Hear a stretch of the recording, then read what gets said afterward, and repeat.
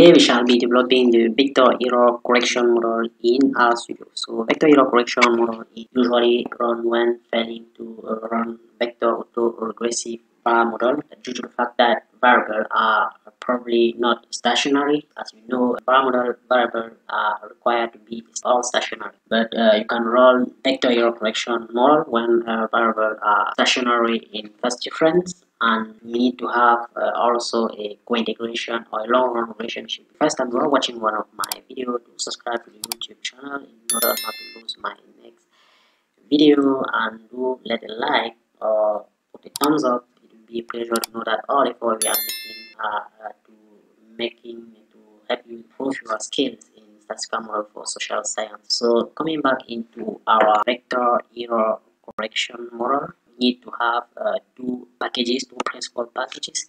You need to have T-series installed in your RStudio for unit proof testing, and we have made a series of video on unit proof test in RStudio. You can look at it.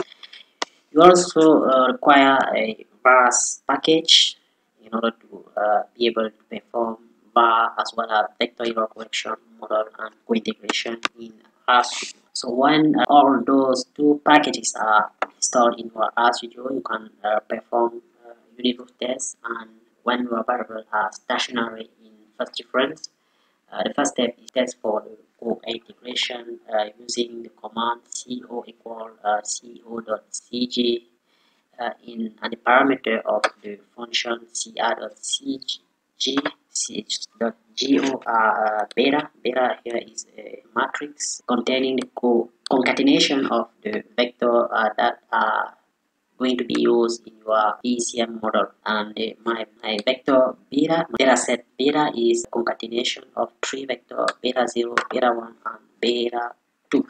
So to run the co-integration model, you don't need to run this, where beta is the data sets, k is here a number of lag that should include in the standard var. So in your vector error correction model, you should have k minus 1 lags due to the loss of degree of freedom. In vector error correction model, we have the type of the co-integration test, which is trace. We have trace test. We also have EC that will represent argument of trend. So you will also put a constant in our model.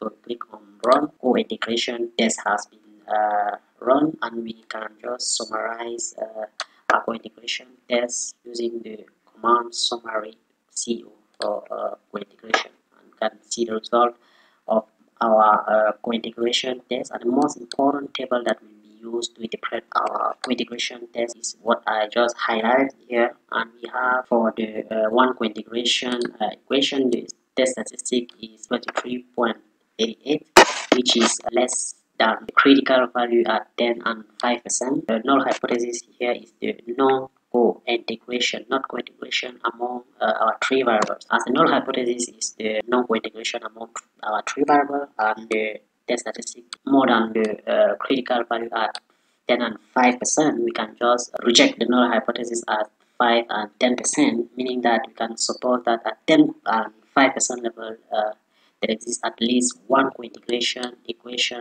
or one long-run relationship between among three variables. So we can also have an interpretation for the two co-integration equation. The tests show that the test statistic is more than the critical value at 10%. So at 10%, we can consider that there is a co-integration as previously. And but at 5 and 1%, we cannot assume that our variable have a co-integration. So we will one co-integration relation at, if we consider a threshold of 5%, which is most used in social sciences. So at 5% level, we can consider that there exists at least one co-integration equation among our variables. So in our var model, we will estimate co-integration equation, a vector error correction with one co-integration equation in the model. So let us move to the VECM model. So here we just use the command VECM, affect to the VECM, the function cajoles, which have first parameter the co-integration, second parameter is the number of integrating equations. So we have one co-integrating equation to put in our series. Let us select and just run this. You can see that our VECM has been successfully run. You can even summarize our VECM model. See the length, the class, the mode, and we can also call our VECM model just typing VECM here and then click on OK. And we can see the result of our VECM model. So we have first of all the short run relationship among our variables. Have error correction term which is negative for the first relationship between beta 0 and lag order 1, beta 0, beta 1, and beta 2.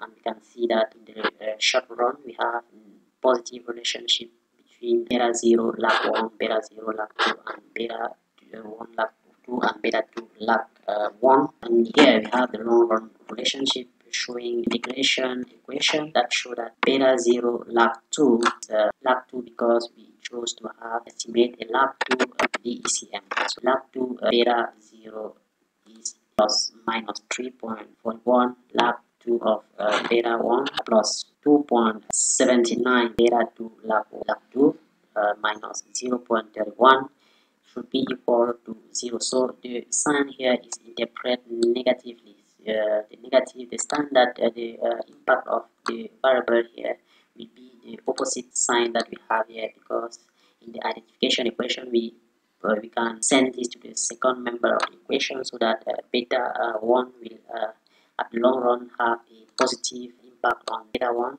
Beta 2 will have a negative impact, not positive as we can see here in the beta 0 constant. So that's it for this video on the error correction model, and we hope it has been very helpful and you can be able now to run for yourself your vector error correction model as well as the interpretation. And if you have not yet subscribed to the YouTube channel, do subscribe and activate the notification bell in order not to lose the next